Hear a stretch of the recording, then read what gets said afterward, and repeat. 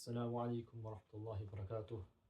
Welcome to the first session of the Reflection Cave, where I will be sharing some of my reflections, thoughts, readings, books that I'm currently reading, books that I've purchased, or books that I'm just generally interested in, and hopefully the audience will benefit, whether it's people who are studying, whether it's book enthusiasts, whoever really can benefit from these sessions. And it will be informal, where I will be at times looking for or searching for a book, reading something from a book, or maybe have a guest on who I will be discussing related topics of interest. So to kick off today's session, just something recently I've been looking into, or books I've been trying to find online, have been books that are related to language. So language is something I've always had been fond of. I can remember when I was in high school, in the final year of high school, I was somebody who was a big fan of the English language, and I can remember in class when the teacher would be reading any sort of literature, I would always ask about different definition of words. All the time, I'd have read the definition of a word in the dictionary, and then when the teacher would read it in lesson, I would put my hand up and ask that in the dictionary this is how the word is defined, and in the context it's not I cannot make the connection between the definition and the context, which shows that in order for you to actually appreciate the word or understand its true meaning, you have to see it used in an example, or in which because the context can impact the meaning and how it's used, and the teacher will explain that this is the connection, this is why it has been used in this place. And I even then went on to receive the highest grade in the subject as well. So I've always been fond of language, always interested in me, even though I didn't have any further studies into the language. Then when I started due to my studies, Islamic studies, and the main language being the Arabic language, I was once again immersed in the studying of languages. And the Arabic language is a very deep and vast language. It's not only vast, it's also deep, which reminds me of a scholar who was speaking about three intellectual giants in the past. He said that this scholar, he went into he covered a lot of area, and the other scholar went into the heights, and the third scholar went into the depth. So Arabic, it's like that. It's deep. It covers a lot of area in the sense of the amount of words the language has. So Arabic has around 12 million words, which is a lot more than the English language. English language, an estimate will be max, even though in usage there are only about 171,000, around that number, words that are in use. But considering all the other words as well, 1 million, the most you could say, around 1 million. So the Arabic, 12 million and 1 million, if we accept it's 1 million, it's a huge difference, a huge gap. And the language of Arabic, it's amazing, and when you study it, you see why Allah, this language is used for the Quran. If you look at even the letters have a meaning. The letters have a meaning. You don't have this in English. You won't say the collection of the letters have a meaning. So the THE, collectively gives this meaning. You want to say that T has this meaning H. In Arabic, this is the case. So, for example, take two letters Fa and Ra. So, if you look at the different meanings, different words that have Fa and Ra in the beginning, the Fa and Ra will have a certain connotation, certain meaning. So, it's such a deep science. And the scholars who studied the Quran came with the science, produced the science of balagha, which studied the eloquence and the language of the Quran, because the Quran, we believe, is to be a miracle from the different proofs of prophethood. You could say the greatest miracle is the miracle of the Quran, and the claim is, what we believe is, it is something that cannot be reproduced. So this whole science is known as i'jaz. I'jaz literally means to incapacitate, make someone incapable, unable to do something. So obviously, in the context of the Quran, you are unable to reproduce or bring something like the Quran, and the manner, the style in which the language has been used is one of it's within this claim, alongside many other things which cannot be reproduced, which are in the Quran. So naturally, I was once again interested in studying different languages, including the English language. Even though over time, a person finds interest in different things, and I was always somebody who found interest in many things. You know, I was always wanted to know and learn about anything, really, everything, as much as I can. I wasn't always a reader. I can say I got into reading at the age of 18 maybe, which is quite late. And often when I look back at my early years, this is one regret I have, that only if I had begun reading at an early age, you know, it will have benefited me so much. And this is a great lesson for many of us, is that it's reading and gaining knowledge alongside articulation, being able to speak. One of the most powerful weapons and tool you can have. It's even more powerful than the actual weapons that are in the world, because those who create the weapons and use the weapons and make the plans are influenced by the thinkers, those who can speak, those who can inspire and motivate. So what they do is influenced by this. So this is such powerful tools, often overlooked. I do not have the book at the moment. You know, I gave it as a gift to I gifted it to a friend of mine, and this book was talking about ideological warfare. And one important thing in there which resonated with me was how he split warfare into two parts.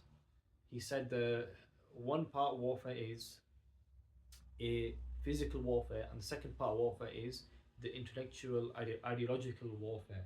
And you can see this, you know, throughout history, how it wasn't just physical warfare. You know, propaganda is an easy example of this, so how that was an ideological, intellectual warfare. So unfortunately, many people do ask that there are many Muslim countries around the world. Why don't we see the Islam manifest within the law, within the hearts and minds of many of these people? And the answer is this: is because in many of these places that were colonized, and which has its own history, they may have physically left the land. The colonizers may have physically left the land, but they are still intellectually and ideologically colonizing the hearts and minds of the people living there. So they are still colonized until they do not ideologically and intellectually defeat them. They'll still be colonized. So and this is this when he's one of the people that is I could say a hero of mine is Malcolm X, Malik al-Shabbaz al-Hajj, rahimahullah. Malcolm X was an amazing individual who has had such a profound impact on millions. There has been he was assassinated in the year 65, I believe, and till this day, people look into his life and accept Islam, change the whole worldview. This was his level of influence. Now, what made Malcolm X, somebody who was a force to be reckoned with, somebody who was traveling to different Muslim countries and a kind of a reviver, that he was seen as such a threat. Now, if you look into his life, it's amazing what can happen when a person wants to change, when a person studies, gains knowledge. A person, this like I said, the weapon of knowledge or articulation is the strongest weapon in the world. So he actually came from his father was killed from an early age, and his mother had many mental health issues, which resulted in her not being able to look after her children. So he was separated from his siblings. Such a troubled background. And then when he grew older and he was of age, he went into the life of crime, gangs, and this kind of lifestyle he was living. And he went to jail due to this lifestyle that he was living. When you see pictures of that kind of background, your mind will never project and Malcolm X that will appear in the future. When he was in prison, one of the things his brother said to him, which I read recently actually, and it was really amazing point, and it connects to an important surah in the Quran, which I will mention once I've mentioned his advice to Malcolm X. His brother said to him whilst he was in prison that do not serve the time, but let the time serve you. I.e., time, don't waste the time. You've got time now, so make the most of this time that you have. And the surah I was referring to early on is Wal Asr, where Allah takes an oath of time. Time is such a powerful thing. But it reflects on the time, how much time he's got, how much time he has spent. It makes him do things. It motivates him to make the most of what he has left. So anyway, one thing he started doing, Malcolm X, was he started reading. He read and he read and he read. He used to read so much that even in the night, whilst he was in jail, the room lights would go off. And he had such zeal for gaining knowledge that he himself mentions that he would use the corridor light to read. The little glow that had come through, he would use that to read. And every 1 hour, when the guard used to walk around, he will get it back into his bed and pretend like he's sleeping. Once the guard had passed, he will start reading again. And he said that I will only get about 3 or 4 hours of sleep a night. And most of his time, his free time, besides eating and doing his essentials and meeting his family, he was reading. And he said that at times he was reading up to 15 hours a day. SubhanAllah, 15 hours a day he was reading. He even read the Encyclopedia. So there's something else I'll mention about what he read, which connects to my initial subject of language. But before that, what I wanted to mention was It was just his reading, his curious mind, his curious mind, and he was reading, which led to one of the big factors that led him to become Malcolm X, such an influential person. When you watch his discussions, I would recommend everybody to watch his interviews, his discussions, his debates. You will be gobsmacked on how sharp, witty uh, he was. How articulate he was. His control of diction, of language, amazing. So this is something I aspire to be, and we all should aspire to be. So we all need to also gain this habit of reading and gaining knowledge. We spend too much time on entertainment and fruitless things, following sports and watching this and that, just wasting a lot of time. But like he said, let the time serve you. Whether us, Allah takes an oath of time. In الإنسان لفي خسر. That most people are in loss when it comes to time. This is a habit that every person needs to pick up on, and it's addictive. Once a person, people think, oh, it's boring, but once you start gaining knowledge, you're not the same person once you start reading. Once you finish a book, by the time you reach the end, you're a different person. Your mindset has changed, can change for the good, at times for the worse, but it has an impact on the individual. So let's just take a great lesson from him. People were so astonished and surprised at how well he articulated himself and the amount of knowledge he had, that he was once contacted by a professor, I believe, and asked him what is his educational background, and he said books. That was his answer. I've just done self-reading. Even though it may seem that he studied, in the high-end universities, and he was a top student, but no, it's somebody who changed the course of his life and just read and read. What a curious mind. He himself actually says, "You'll never catch me with a free 15-20 minutes without me reading something." I'm always got something in mind I want answering. He's always reading.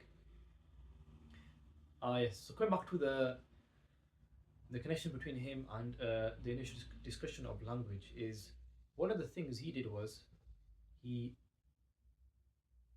start writing, copying the dictionary. So he will write one page of the dictionary on paper, and then he will read. So one of the reasons for this was for him to increase his vocabulary and practice writing. So he will copy, and he himself said as well that the dictionary is like an encyclopedia.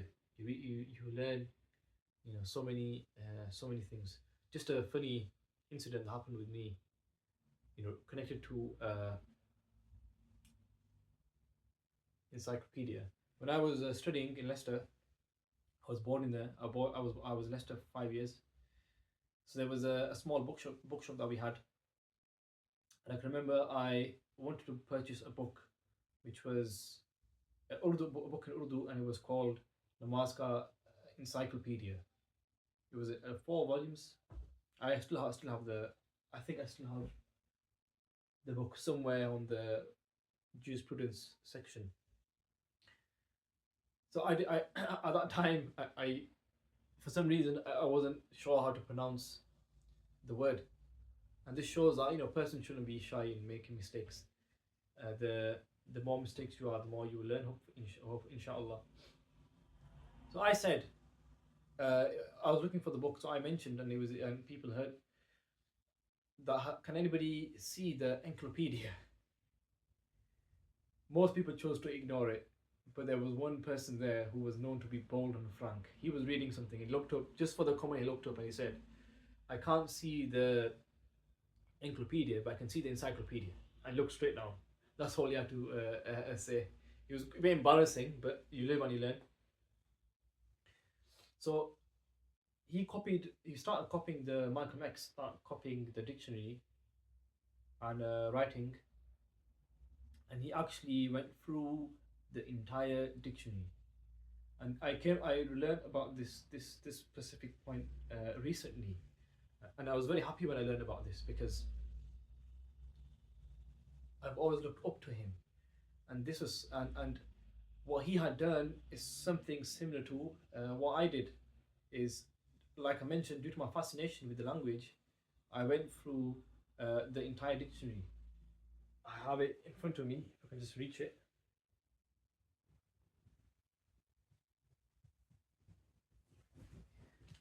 So the dictionary I read was the Oxford English Dictionary, which is probably the most famous dictionary. And so it was during the exam days when I was studying, and during exam days, you're focused on one book, and once you've written the exam, you've got a lot of time before you prepare for the next book. Sometimes you have an extra day as well, so you want to just relax your mind and do something that does not put a lot of pressure on your mind.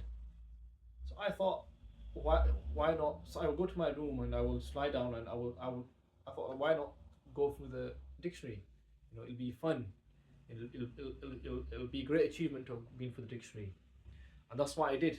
And it took a long time. It may not seem like it is quite a thick book, but it does take a long time, especially in dictionary, because you're repeating words, trying to make sense of them, trying to pronounce it. And it was true what Malcolm X Rahimullah said, that it's like an encyclopedia. And another thing I've always been interested in was in idioms, if figures of speech. So I even began highlighting my favorite ones. So if I flick through the dictionary, you'd see different words and idioms highlighted. And I can remember as well at one point there was another student who was also studying, and he told me on occasion that on one weekend that he's bored. So I said to him, take my dictionary and write out all the words that I've highlighted. So he wrote about 4 sides. I may have it somewhere. And after that, even he found it boring, and he unfortunately, and he stopped writing them down. So one thing I remembered I wanted to mention as well was about, there's a lot of things on my mind. Like I said, it's just informal. It's wherever it comes to my mind. There's nothing really fixed to talk about. Is that there's actually somebody who read the entire Oxford English Dictionary, which is OED, known as people say OED, and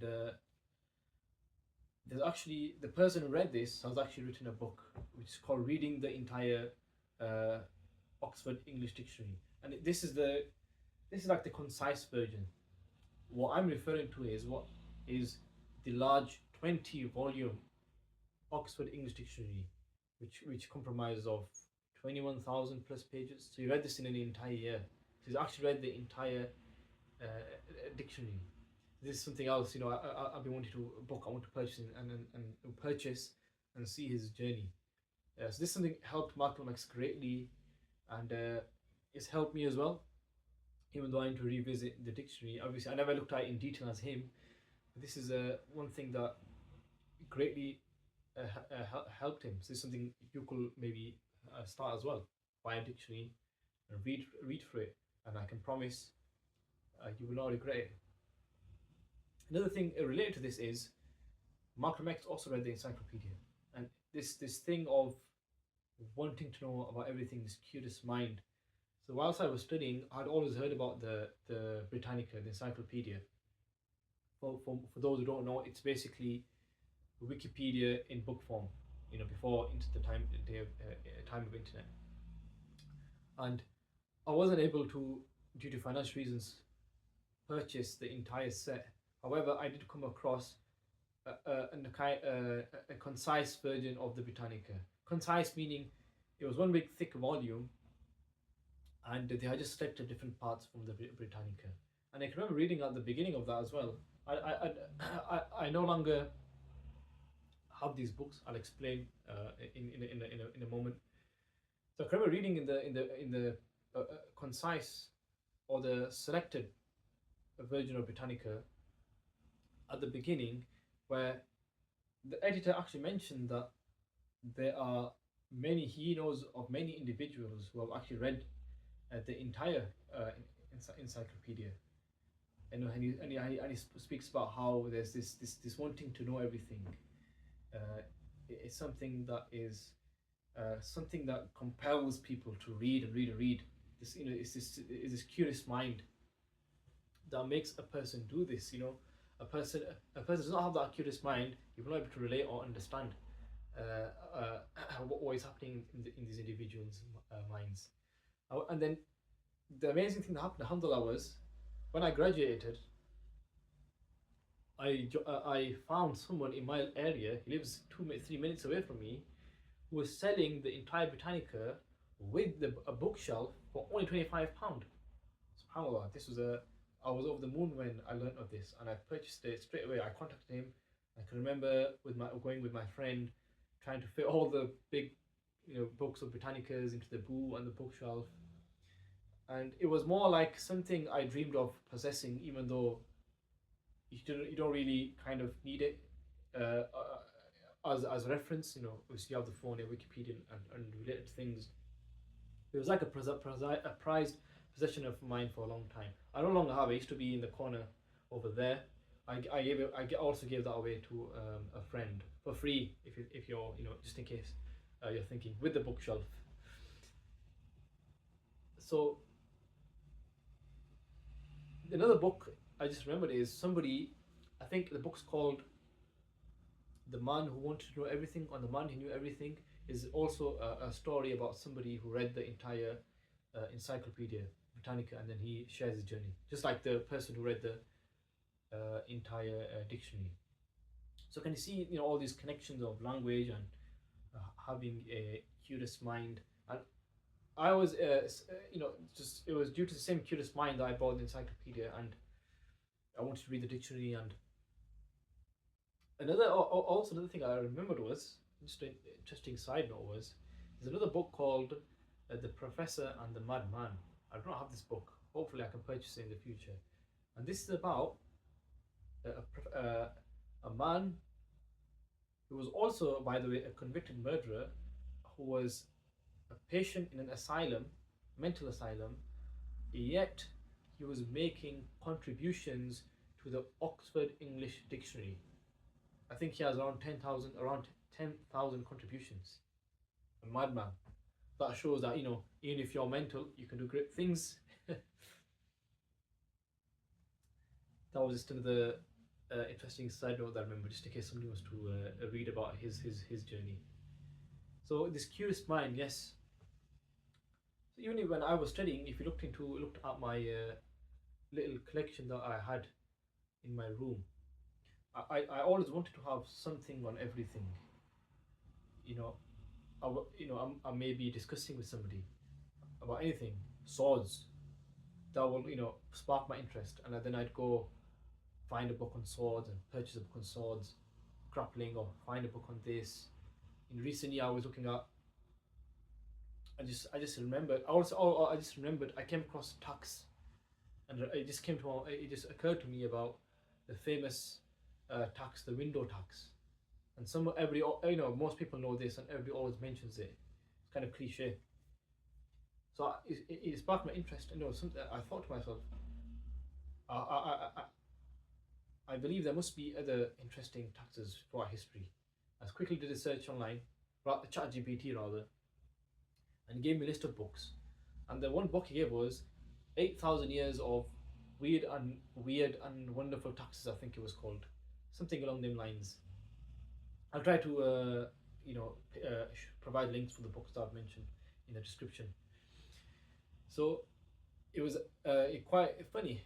The taxes that were mentioned there. There was a tax on hats at one point. There was a tax on even beards. In Russia at one point there was taxes on beards, and there were all kind of taxes are mentioned in that book. So just this curious mind, I wanted to learn and know about different things.